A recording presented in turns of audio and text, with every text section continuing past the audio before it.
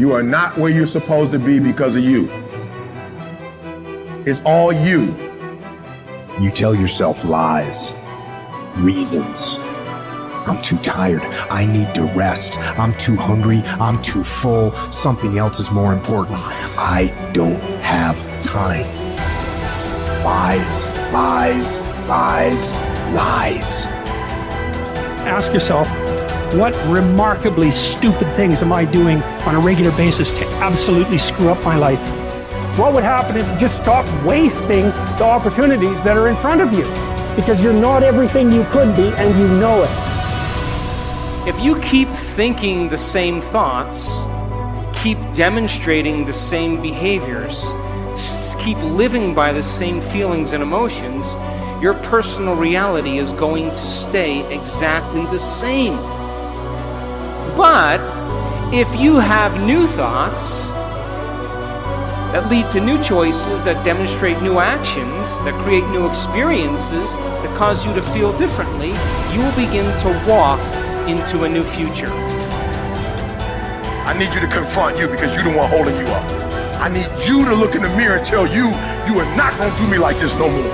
You're not going to continue to sabotage me. You're not going to keep procrastinating. You're not. You know you should be further in life, but you keep letting you slide. Hold you accountable and don't let you off the hook.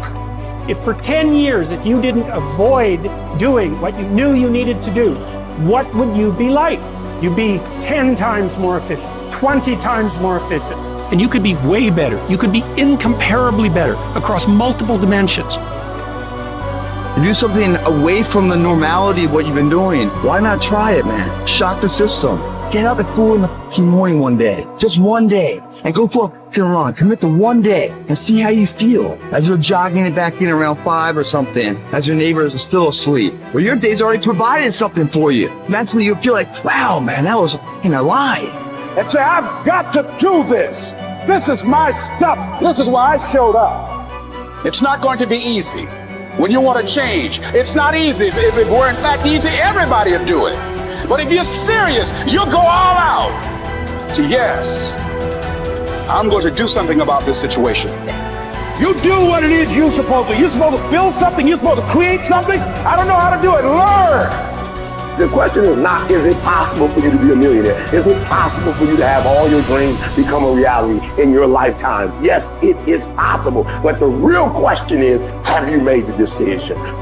Once you make a decision and you go all in and you say, I ain't quitting till I get there. I ain't giving up. I ain't giving in. I'll do whatever it takes to be successful. And when you make that decision, when you look you in the mirror, when you tell yourself that, look, I'm through, I'll do whatever it takes, I guarantee you that's the day your dream begins to happen.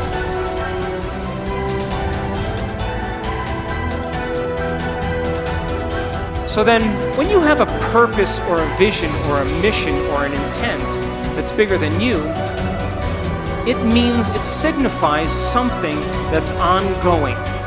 You could have a purpose to go east, and there's never an end to east. You could have a purpose to be healthy. There's always more health to have. You could have a purpose to be wealthy. There's never an end to wealth. You could have a purpose for knowledge, and there's never an end to knowledge. It signifies a direction. My purpose is to transform individuals in order to transform a culture. And I'm clear on that purpose, and it gets me up in the morning every single day. So then, how do you bring a vision from the world of possibility into the world of reality? From thought all the way down into matter. From what we say in quantum physics, from the wave of possibilities all the way down into the particle. From the immaterial, something that doesn't exist yet, into the material. From the world beyond the senses to the world of the senses. How do we do that? Well, it requires then setting up goals in alignment with your purpose.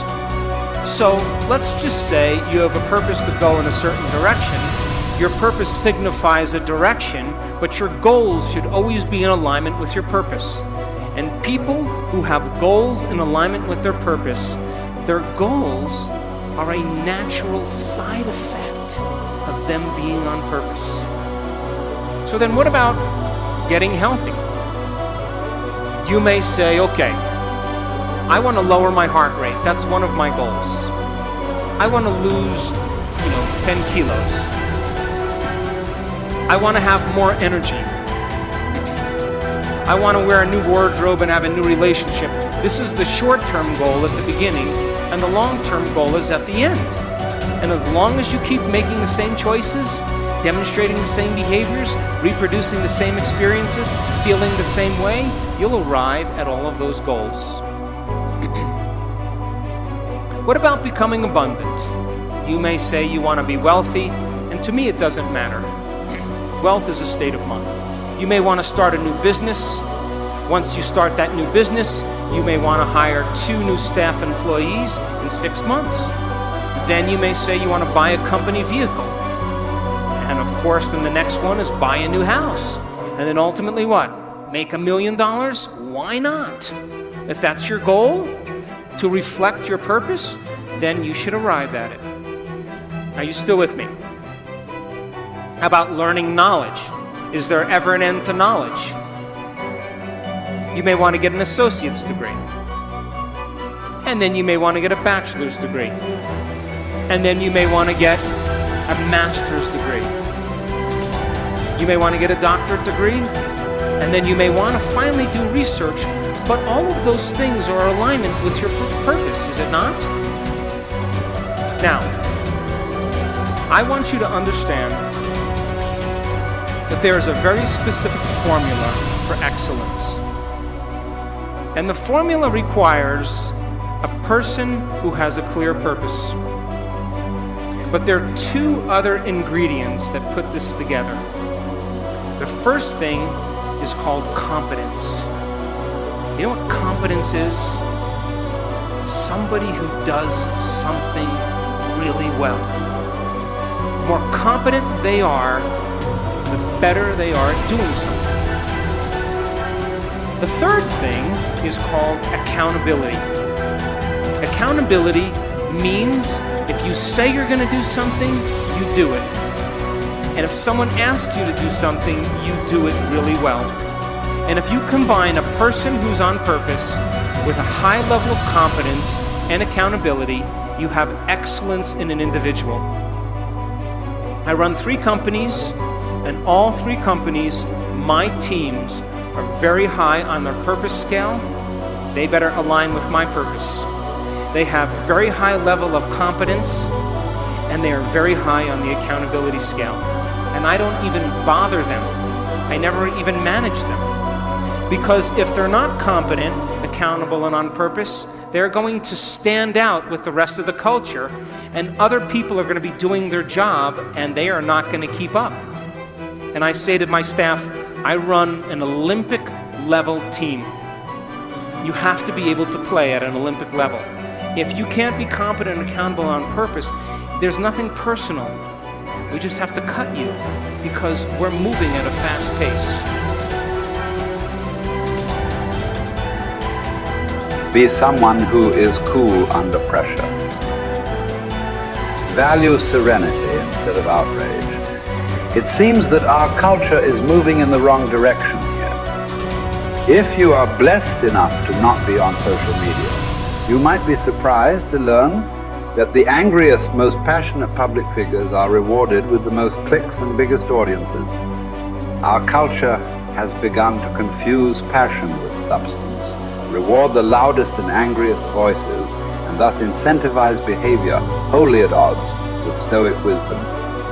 The number of decibels your voice hits as you scream about how right you are is not necessarily an indicator of how much sense you are making. As a society founded on reason and Western Enlightenment ideals, we must hold ourselves to a higher standard. We have to collectively stop allowing emotion and passion to pass for reason and factual debate. The media's goal is to literally challenge your ability to be still. A tough American intent on improving upon their current self, is not tricked into an emotional reaction by these headlines. You do not write an angry tweet. You do not hurl an insult. You are cool and measured and skeptical. You are curious what the agenda of the journalist might be and what facts or context they might be leaving out. You seek out a different story on the same topic from an opposing view, and you find out that many of the claims made in the original story were convincingly debunked. And just like that, you are a Zen master of stillness and stoicism. I will not quit in the face of danger or pain or self-doubt. I will not justify the easier path before me. I decide that all my actions, not just some matter. Every small task is a contribution toward a higher purpose. Every day is undertaken with a sense of duty to be better than I was yesterday, even in the smallest of ways. I seek out hardship.